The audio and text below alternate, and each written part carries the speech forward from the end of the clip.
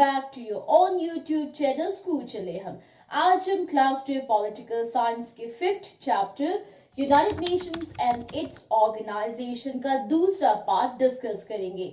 Last video में हमने United Nations organisation क्या है, उसकी एस्टैब्लिशमेंट कब हुई, उसके एम्स और ऑब्जेक्टिव्स क्या है, प्रिंसिपल्स क्या है और डिफरेंट ऑर्गन्स क्या क्या है उसके बारे में बताया था। अगर आपने अभी तक वो वीडियोस नहीं देखे हैं तो please kindly watch those videos once again. आज हम उसी पार्ट के या United Nations and its organisation का दूसरा पार्ट डिस्कस करेंगे और आज हम जानेंगे वो 6 ऑर्गन्स के main function.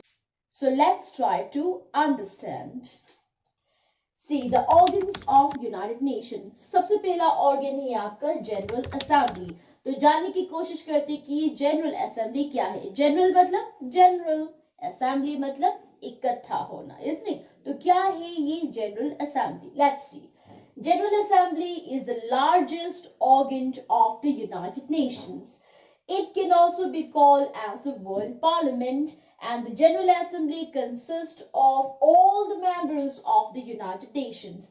Each state can send 5 representatives in the General Assembly, and each member state has 1 vote.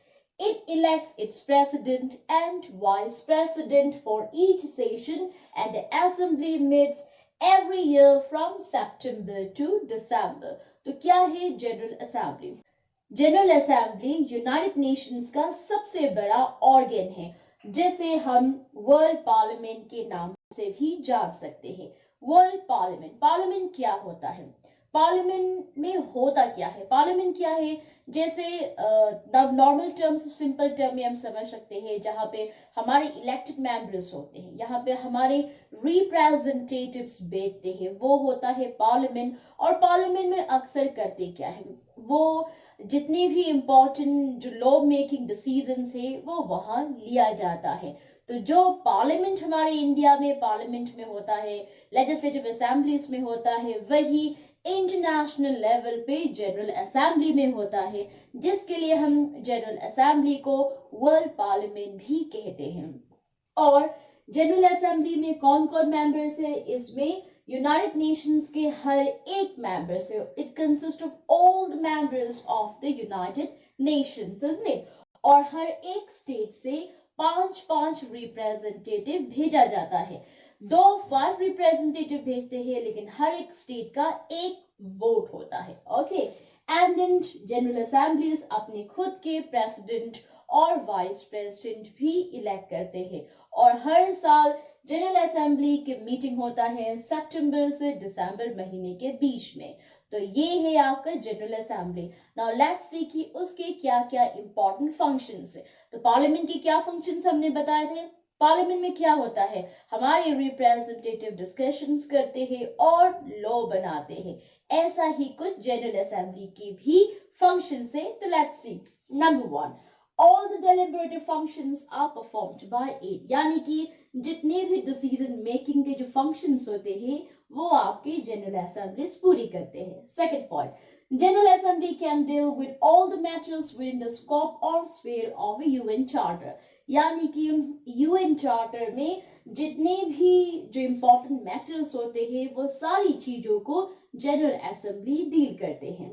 Number 3, it considers principle of cooperation for the creation of world peace and security, यानी कि general assembly ये मानते हैं कि हमें international level पर अगर piece और सिक्योरिटी मेंटेन करना है तो सबसे इंपॉर्टेंट प्रिंसिपल क्या है, हमें एक दूसरे के साथ में कोऑपरेट करना है, isn't it? यानी कि principle of cooperation, they consider it's the most important thing for the creation of international or world peace and the security. Number 4, it can initiate studies and make recommendation for the development of international law and its codification, यानी कि general assemblies क्या करते हैं, international law में कुछ development लाने के लिए अगर कुछ स्टडीज होते हैं तो उनको भी वो इनिशिएट कर सकते हैं, यानी कि it can initiate any kind of studies, isn't it? And they can make recommendation, यानी कि कुछ suggestions देते हैं, क्या चीज के लिए, for the development of international law and its codification. यानी कि उनके सिस्टम में अगर कुछ स्टडी करना है, कुछ सजेशंस, कुछ रिकमेंडेशंस, कुछ बदलाव लाना है, तो इन सारी चीजों को भी जनरल असेंबली डील करता है. So this all are some of the important functions of the general assembly. वैसे तो we all know पार्लियामेंट के बहुत सारे फंक्शंस होते हैं, तो लाइक दैट जनरल असेंबली के भी बहुत सारे फंक्शंस होते हैं, लेकिन हमें एग्जाम पॉइंट ऑफ व्यू से स्टडी करना है तो 4 points है enough for you all. The second organ is about the Security Council. So let's try to understand कि Security Council क्या है और उसके main functions क्या है. Security Council is the most important and most powerful organ of the United Nations. It consists of 15 members, 5 permanent members and 10 non-permanent members. The non-permanent members are elected by the General Assembly for a period of 2 years, and the permanent members of Security Council have veto power, isn't it? तो क्या है Security Council? See, Security नाम से क्या पता चलता है कि ये सिक्योरिटी का काम करता होगा. कौन सा सिक्योरिटी? इंटरनेशनल पीस और सिक्योरिटी मेंटेन करना जो काम है वो आपका ये ऑर्गन करता है. तो क्या है ये सिक्योरिटी काउंसिल? सिक्योरिटी काउंसिल सबसे इंपॉर्टेंट और सबसे पावरफुल ऑर्गन में से एक है आपके यूनाइटेड नेशंस का, और इसमें 15 मेंबर्स है जिसका 5 परमानेंट मेंबर्स और 10 नॉन परमानेंट मेंबर्स होते हैं. 5 परमानेंट मेंबर्स हमने आपको पिछले वीडियोस में भी बताया था. कौन कौन से थे 5 permanent members? UK, USA, Russia, France and Republic of China, isn't it? और ये सभी जो 5 परमानेंट मेंबर्स है उनके पास होता है वीटो पावर. वीटो का क्या मतलब था? वीटो जो वर्ड्स है उसे लैटिन वर्ड से डिराइव किया गया है जिसका मीनिंग होता है आई से नो, यानी कि किसी भी चीज को नहीं बोलने का, उसे प्रोहिबिट करने का, प्रिवेंट करने का जो पावर है वो यूएन सिक्योरिटी काउंसिल के 5 परमानेंट मेंबर्स के पास होता है. और बाकी के जो 10 परमानेंट मेंबर्स है वो 2 साल के लिए इलेक्ट होता है और इलेक्ट करते हैं जनरल असेंबली के members. Clear? Okay. Now let's see some of the important functions of the Security Council. The first one, the admission of new state to the organization and the expulsion therefrom can only be done on the recommendation of the Security Council. यानी कि Security Council का पहला यहाँ function क्या है? Admission of new state, isn't it? यानी कि UN में ऑर्गेनाइजेशन के अंदर एक नए मेंबर्स का एडमिशन होना, उनका एंट्री होना, और अगर कुछ गड़बड़ हुआ, कुछ उन लोगों ने मिसचीफ कंडक्ट की या फिर उनके कोड ऑफ कंडक्ट का अगर वायलेशंस किया तो क्या करेंगे? एक्सपल्शन, यानी कि उनको निकालने का काम. कहां से निकालने का? ऑर्गेनाइजेशन से निकालने का काम भी सिक्योरिटी काउंसिल के रिकमेंडेशंस पे होता है. यानी कि क्या मतलब है इसका? यूनाइटेड नेशंस ऑर्गेनाइजेशन में नए मेंबर्स का एंट्री और मेंबर ऑलरेडी मेंबर से उन्हें बाहर निकालना, इन सारी चीजों का जो रिकमेंडेशन जाता है वो भी आपका यूएन सिक्योरिटी काउंसिल करते हैं. Second function, Security Council is responsible to establish peace and security in the world, isn't it? यानी कि UN Security Council का दूसरा सबसे इम्पोर्टेंट फंक्शन क्या है? वो इंटरनेशनल लेवल पे पीस और सिक्योरिटी मेंटेन करते हैं. जैसे कि हमने आपको पिछले वीडियोस में बताया था कि 6 ऑर्गन्स में से सबसे इम्पोर्टेंट जो ऑर्गन है वो यूएन सिक्योरिटी काउंसिल है. क्यों ऐसा है? क्योंकि जो यूएनओ का जो मेन मकसद है, क्या था main aim? To maintain international peace and security. ये जो काम है वो यूएन सिक्योरिटी काउंसिल करते हैं, और जो परमानेंट मेंबर्स होते हैं वो भी यूएन सिक्योरिटी काउंसिल में है. जो वीटो पावर का इस्तेमाल किया जाता है परमानेंट मेंबर्स के द्वारा वो भी आपके सिक्योरिटी काउंसिल में है. That's why security council is the most important and most powerful organ of the United Nations. Now let's see the third organ of the United Nations, that is the International Court of Justice. See here, It is a judicial organ of the United Nations and it decides the disputes among different member states of the United Nations. It has 15 judges and they are elected by the General Assembly and the Security Council voting independently. The judges are elected for a term of 9 years. Its meetings are held at The Hague, that is in the Netherlands, and the seasons are taken by a majority vote of the judges present. And the French and English are the official languages of the court, isn't it? तो क्या है ये international court of justice? क्या court है? ये court है। कैसा court? जहां पे न्याय दिया जाता है, यानी कि जस्टिस। कौन से लेवल पे? इंटरनेशनल लेवल पे, यानी कि अंतरराष्ट्रीय लेवल पे ये एक कोर्ट है जहां पे लोगों को न्याय दिया जाता है। वेरी सिंपल, जैसे हमारे हाई कोर्ट और सुप्रीम कोर्ट में केसेस फाइल किए जाते हैं, उनके डिसीजंस लिए जाते हैं, इसमें लोगों को, जो इनोसेंट लोग हैं, उनको जस्टिस दिया जाता है। वही सेम काम आपका इंटरनेशनल कोर्ट ऑफ जस्टिस करता है। फर्क सिर्फ इतना है कि हमारे हाई कोर्ट जो है वो अपने लेवल तक है, देन सुप्रीम कोर्ट क्या है, इंडिया का एपेक्स कोर्ट है, यानी कि ये अपनी कंट्री का लेवल है।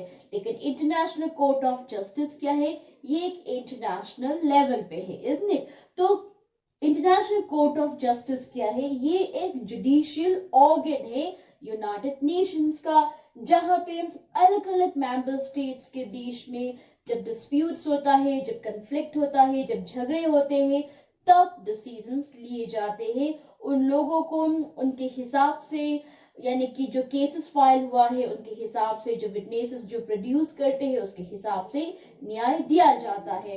इंटरनेशनल कोर्ट ऑफ जस्टिस में 15 जजेस होते हैं और उन्हें इलेक्ट किया जाता है जनरल असेंबली और सिक्योरिटी काउंसिल मेंबर्स, और उनका जो वोटिंग होता है वो इंडिपेंडेंटली अलग अलग होता है और उनको इलेक्ट किया जाता है। किनको? यानी कि जो जजेस है of the international court of justice, उन्हें 9 इयर्स के लिए इलेक्ट किया जाता है और कोर्ट में जो भी डिसीजंस लिए जाते हैं वो उस समय जितने जजेस प्रेजेंट हैं उनके मेजोरिटी वोट पे लिया जाता है। यानी कि 9 मेंबर्स, यानी कि 9 जजेस, इसने तो 9 जज में से अगर 4 जज का वोट जिस तरफ जाता है और एक तरफ में 5 जजेस हुआ, इसलिए तो मेजोरिटी कहाँ हुआ है आपका 5 जज की तरफ। तो जहां मेजोरिटी वोट्स होता है अकॉर्डिंगली डिसीजंस लिए जाते हैं। और normally international court of justice में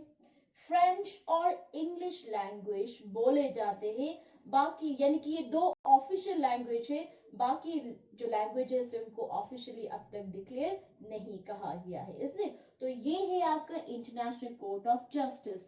सी, इसको कैसे याद करें? कई बार स्टूडेंट्स कंफ्यूज का होते हैं 15 जजेस और 9 इयर्स। कई बार हम जब क्लास में जब सवाल पूछते हैं तो बच्चे बोलते हैं 9 जजेस 15 इयर्स, ऐसे तो कंफ्यूज नहीं होने। आप कैसे याद रखेंगे? सी, सिक्योरिटी काउंसिल में कितने मेंबर्स थे? 15 members. International court of justice में कितने जजेस हैं? आपके 15 जजेस। वेरी सिंपल, यानी कि जो मेंबर्स है वो 15 है, ठीक है। तो उनको कितने साल के लिए इलेक्ट किया जाता है? 9 years के लिए। Very simple, right? Now let's see some of the important functions of the International Court of Justice. Number 1, the court settles legal disputes among different states. जैसे कि हमने पहले कहा कि International Court of Justice का सबसे important function क्या है? अलग अलग member states के बीच में जो disputes होते हैं, जो conflict होता है, उनको settle किया जाता है। Second function, it hears and decides disputes on the basis of international law, UN Charter, international treaties and international customs and traditions. यानी कि इंटरनेशनल कोर्ट ऑफ जस्टिस में जब फैसला लिया जाता है तो वो कौन से बेसिस पे लिया जाता है? बेस्ड ऑन इंटरनेशनल लॉ, यानी कि इंटरनेशनल लेवल पे अपने लॉस होते हैं, कुछ रेगुलेशंस होते हैं, कुछ ट्रीटी साइन किया जाता है, उनके अपने कस्टम्स होते हैं, इसमें तो इन सारी चीजों को ध्यान में रखते हुए इंटरनेशनल लेवल पे डिसीजंस लिए जाते हैं। और यूएन चार्टर के हिसाब से, यूएन चार्टर क्या था, ये एक लीगल डॉक्यूमेंट है जहां पे ऑर्गेनाइजेशंस के रूल्स और रेगुलेशंस को लिखा जाता है। तो इन सभी चीजों को मद्देनजर रखते हुए कोर्ट में केसेस की सुनवाई होती है, उन्हें सुना जाता है और अकॉर्डिंगली उनके डिसीजंस भी लिए जाते हैं। Now number 3 function, the General Assembly can ask for legal advice on any issue from the International Court of Justice। यानी कि सी नॉर्मली इंडिया में भी क्या होता है, प्रेसिडेंट जब चाहे कोर्ट से यानी कि सुप्रीम कोर्ट से कुछ सलाह मशवरा ले सकते हैं, इसलिए तो लाइक दैट इंटरनेशनल लेवल पे भी general assembly international court of justice से जहां जहां जरूरी होता है वहां वे एडवाइस ले सकता है। And accordingly international court of जो जस्टिस है वहां के जजेस जनरल असेंबली के जो मेंबर्स होते हैं उनको एडवाइस देता है। So these are some of the important functions of the International Court of Justice. Now let's discuss the fourth organ of the United Nations organization, and that is about Economic and Social Council. So let's see. The Economic and Social Council consists of 54 members elected by the General Assembly. 1/3 of its members retire after every 1 year, and this way a member is elected for a period of 3 years. यानी कि economic and social council, नाम सुन के ही लग रहा होगा कि ये एक ऐसा काउंसिल है जहां पे इकोनॉमिक और सोशल डेवलपमेंट को बढ़ावा देने के लिए, यानी कि इकोनॉमिक और सोशल डेवलपमेंट करने के लिए इस काउंसिल को बनाया गया है। और इसमें 54 मेंबर्स होते हैं जिन्हें जनरल असेंबली इलेक्ट करते हैं, और नॉर्मली ये 3 इयर्स के लिए इलेक्ट होते हैं। और 1/3 जो यहाँ के जो मेंबर्स है वो हर एक साल में रिटायर करते हैं। Is it clear? Now let's see some of the important functions of the Economic and Social Council. Number 1, its main function is to solve the economic and social problems of the people. Yes, जैसे कि हमने पहले कहा कि Economic and Social Council का main M क्या है, क्या चीज के लिए बनाया गया है, लोगों की इकोनॉमिक और सोशल प्रॉब्लम्स को सॉल्व करने के लिए। Second point, it initiates studies and makes report about international economic, social, educational, health and cultural matters to the General Assembly and other specialized agencies। यानी कि ये जो सोशल इकोनॉमिक काउंसिल यानी कि ये जो इकोनॉमिक एंड सोशल काउंसिल है वो इंटरनेशनल लेवल पे कोई भी इकोनॉमिक हो, सोशल हो, एजुकेशनल हो, हेल्थ या फिर कल्चरल मैटर्स से रिलेटेड कोई भी चीज हो, उनके स्टडीज के लिए ये इनिशिएट करता है एंड अकॉर्डिंगली रिपोर्ट भी बनाते हैं, isn't it? एंड नंबर 3 क्या है, it sets up commission in economic and social field for the promotion of human rights। यानी कि ये इकोनॉमिक एंड सोशल एक कमीशन भी सेटअप करता है जो बेसिकली आपका ह्यूमन राइट्स का जो इकोनॉमिक एंड जो सोशल फील्ड जो होता है वो चीज को देखभाल करने के लिए कमीशंस भी बनाते हैं। And number 4, it helps the nation in their developmental plans, isn't it? यानी कि अलग अलग कंट्रीज के अलग अलग नेशंस में मान लो कुछ डेवलपमेंट प्लान चल रहा है, चाहे इकोनॉमिक और सोशल डेवलपमेंट लाना है, तो ऐसे देशों को भी इकोनॉमिक और सोशल काउंसिल मदद करता है। So this all are about the economic and social council. The fifth organ of United Nations organization is Trusteeship Council. So let's try to understand about the Trusteeship Council now. See, the Trusteeship Council was assigned under the UN Charter to supervise the administration of the trust territories. Now, what were the trust territories? Trust territories were the former colonies or dependent territories, which were placed under the international trusteeship system.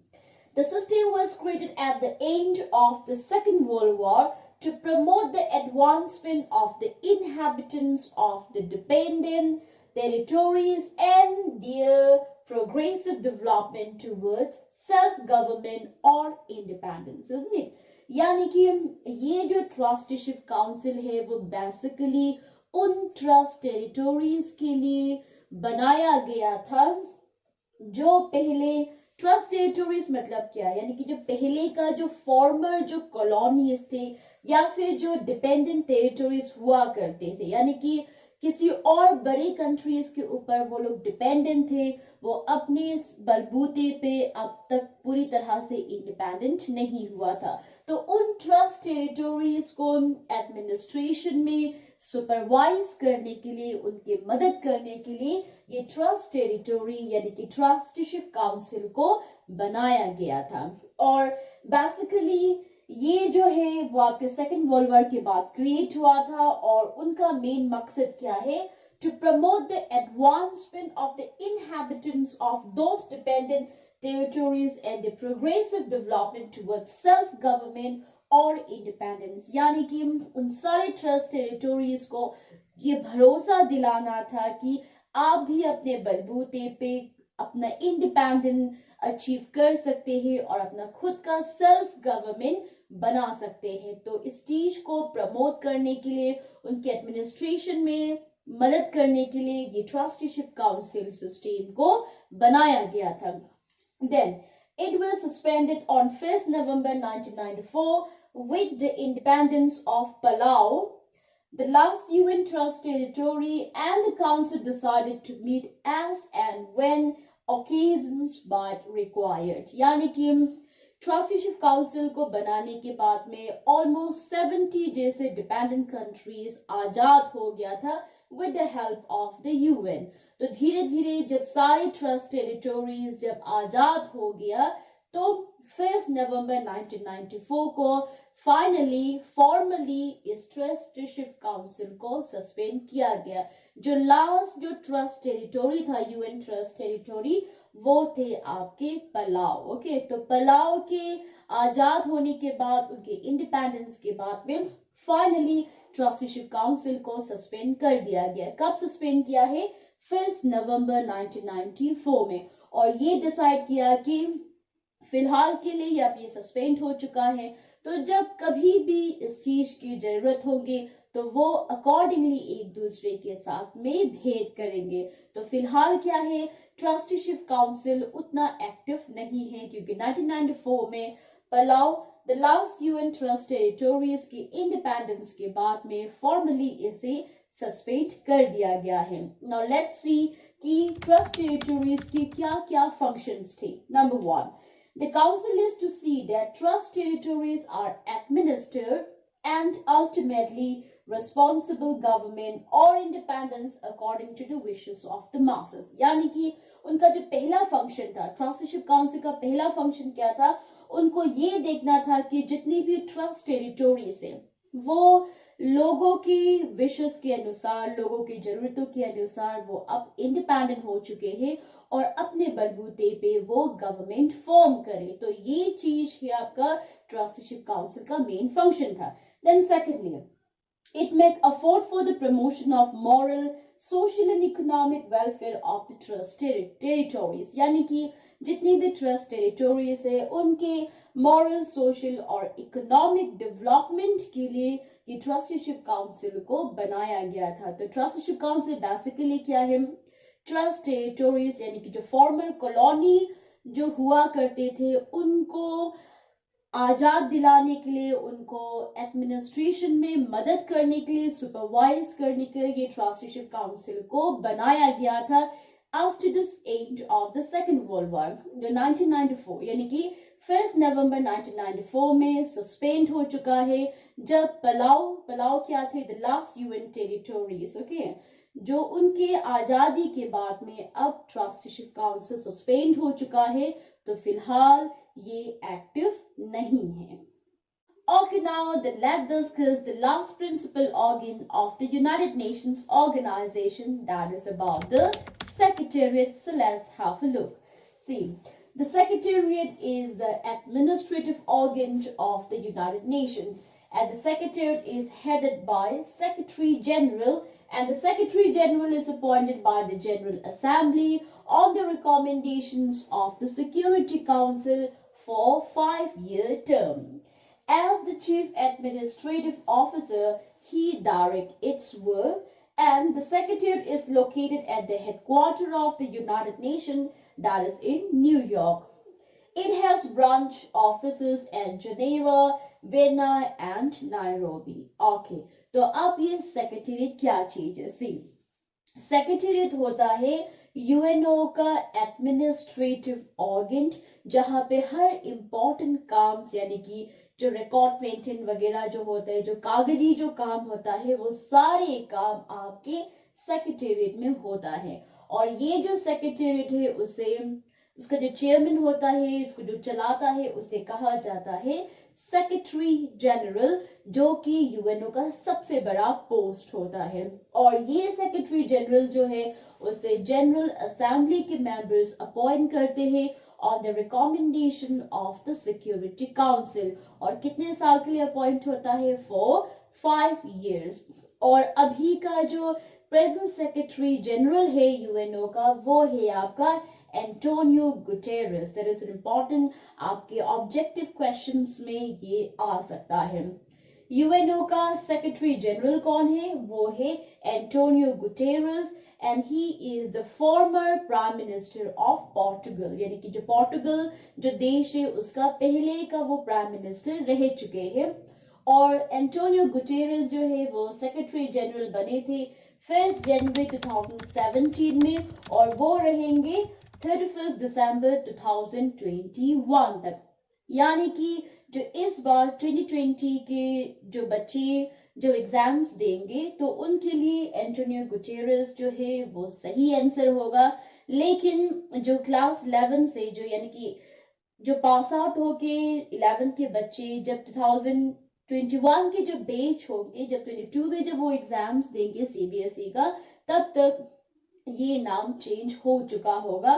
तो आप उसमें confuse मत होना है। अभी जो मैं पढ़ा रही हूँ वो 2020 का जो बैच है उनके लिए है, और अभी ऑलरेडी फरवरी 2021 हो चुका है। तो यानी कि इस बैच के बाद में जो आने वाला जो बैच होगा उनके लिए सेक्रेटरी जनरल का नाम चेंज हो चुका होगा। But even though for now आपके लिए क्या है? Antonio Guterres is the secretary general of the UN Secretariat, isn't it? Then ये जो सेक्रेटरीट है वो लोकेटेड करता है आपके यूनाइटेड नेशंस ऑर्गेनाइजेशंस के हेडक्वार्टर पे, और वो कहाँ है? आपका न्यूयॉर्क में। यानी कि हेडक्वार्टर में ही आपका सेक्रेटरी यानी कि मेन ऑफिस है। ओके, और इनके अलग अलग कुछ और ब्रांचेस भी है जो आपके जनेवा, वियना और नायरोबी में पाया जाता है। नाउ लेट्स सी कि उनकी क्या क्या मेन फंक्शंस है। पहला point, the Secretariat maintains the records of the proceedings of the various organs of the UN, the collect informations and materials needed by them, and conduct correspondence with states on behalf of the United Nations। यानी कि सबसे पहला जो important function है secretariat का वो है आपके जितनी भी इम्पोर्टेंट रिकॉर्ड्स होता है उसे मेंटेन करना। यानी कि यूएन के बाकी के जो ऑर्गन्स है उन लोगों का भी कुछ रिकॉर्ड्स होता है, उनको भी वो मेंटेन करते हैं, एंड देन जितना इम्पोर्टेंट इंफॉर्मेशन है वो भी कलेक्ट करते हैं, और साथ ही साथ में उन लोगों के यानी कि यूएन के बिहाफ में वो बाकी स्टेट्स के साथ में सारे मटेरियल्स इंफॉर्मेशंस वगैरह भी शेयर करता है। तो हमें क्या समझना है कि सेक्रेटरीट का सबसे इम्पोर्टेंट फंक्शन क्या है? वो रिकॉर्ड्स मेंटेन करता है और इंफॉर्मेशंस कलेक्ट करता है। टेक फॉर एग्जांपल, आपके स्कूल में एक एस्टैब्लिशमेंट ब्रांच होता है जहाँ पे बच्चों के डॉक्यूमेंट्स वगैरह कलेक्ट किए जाते हैं, स्टाफ इन्फॉर्म के लिए हो या फिर अलग अलग स्कीम्स जब आता है, रिकॉर्ड वहाँ मेंटेन करता है, इसलिए तो ये जो स्कूल का जो छोटा सा जो एस्टैब्लिशमेंट ब्रांच होता है जहाँ आप लोगों का रिकॉर्ड्स को मेंटेन करता है, उसी तरीके से यूएनओ में जो सेक्रेटरी जो ऑर्गन है वो रिकॉर्ड्स मेंटेन करता है, जिसकी वजह से उसे एक एडमिनिस्ट्रेटिव ऑर्गन कहा जाता है। Now, the second function, it calls the meeting of the various organs of the UN. यानी कि यूएनओ के जो बाकी के जो मेन ऑर्गन्स है वो सारे लोगों का भी बीच बीच में जब जरूरत पड़ता है तो वो मीटिंग्स भी कंडक्ट करवाते हैं. And then it enforces decisions taken by various organs of the UN. यानी कि अलग अलग यूएन के जो ऑर्गन्स है वो जब मीटिंग कंडक्ट करने के बाद जब डिसीजंस लिए जाते हैं तो वो सारे डिसीजंस को एनफोर्स करना यानी कि इम्प्लीमेंट करना, उनको लागू करना भी सेक्रेटेरिएट का काम है. तो सेक्रेटेरिएट एज अ होल क्या है? ये एक एडमिनिस्ट्रेटिव ऑर्गन है जो कि यूएन के जितने भी इंपॉर्टेंट रिकॉर्ड्स होते हैं, प्रोसीडिंग्स होता है, इंफॉर्मेशंस कलेक्ट करता है, ये काम आपका सेक्रेटेरिएट करता है. और सेक्रेटेरिएट का जो मेन जो हेड होता है उसे कहा जाता है सेक्रेटरी जनरल. जो फिलहाल कौन है आपका प्रेजेंट सेक्रेटरी जनरल? वो है आपका एंटोनियो गुटेरेस. ओके, और उनका हेडक्वार्टर कहाँ पे है? न्यूयॉर्क में है. और जो सेक्रेटरी जनरल होता है वो कितने साल पे अपॉइंट होता है? For 5 years. क्लियर? और उनका मेन फंक्शन क्या है? To maintain records and collect the information, etc. Isn't it? So I hope the points are clear here. So हमने आज की वीडियो में क्या पढ़ा है? We have discussed about the 6 important or the 6 principal organs of the United Nations organization. So कौन सा organs के बारे में हमने पढ़ा है? We have discussed about the General Assembly. General Assembly क्या है? Parliament है. दूसरा है सिक्योरिटी काउंसिल जहां पे 5 परमानेंट मेंबर्स रहते हैं, उनके वीटो पावर्स भी है और टोटल 15 है आपके 10 नॉन परमानेंट मेंबर्स को मिला के. थर्ड हमने पढ़ा है इंटरनेशनल कोर्ट ऑफ जस्टिस जहां पे इंटरनेशनल लेवल पे जस्टिस दिया जाता है और इंटरनेशनल लेवल पे जितने भी डिस्प्यूट्स होते हैं, प्रॉब्लम्स होता है, उनका सोल्यूशन निकालते हैं और यानी कि वो सेटल डाउन करता है. नंबर 4 हमने पढ़ा है इकोनॉमिक एंड सोशल काउंसिल. ये क्या करता है? जितनी भी इकोनॉमिक और सोशल डेवलपमेंट यानी कि उनके फील्ड में जो डेवलपमेंट लाने का जो काम करता है वो करता है इकोनॉमिक और सोशल डेवलपमेंट. देन हमने पढ़ा है ट्रस्टीशिप काउंसिल. ट्रस्टीशिप काउंसिल क्या थे? जो फॉर्मर कॉलोनीज जो कंट्री थे उनको एडमिनिस्ट्रेशन में सुपरवाइज करने के लिए वो बनाया गया था, जो फिलहाल सस्पेंड है और वो एक्टिवली अभी काम नहीं कर रहा है. और लास्ट प्रिंसिपल ऑर्गन हमने पढ़ा है वो है सेक्रेटेरिएट. और सेक्रेटेरिएट क्या है? एक एडमिनिस्ट्रेटिव ऑर्गन है जो सारे रिकॉर्ड्स को मेंटेन करता है और उसको हेड करता है. यानी कि जो मेन जो हेड है, जो चेयरमैन है, वो है आपका सेक्रेटरी जनरल. और प्रेजेंट सेक्रेटरी जनरल कौन है यूएनओ का? That is Antonio Guterres. So this much about the organs of the UNO. I hope कि आपको सारे पॉइंट समझ में आ गए होंगे. बट इवन दो अगर आपको कहीं में कुछ भी अगर कंफ्यूजन है, डाउट्स है, तो please do leave your questions in the comment section. It will be a privilege to help you all. So I'll see you all in the next video again. So till now, bye bye and study well. Okay then, thank you so much for watching today's video. I hope you like and subscribe my channel. If somehow you forgot, then please do like and subscribe now and click the notification bell icon so that you can stay updated about every new videos I upload. So till then, take care and study well. See you all in the next video.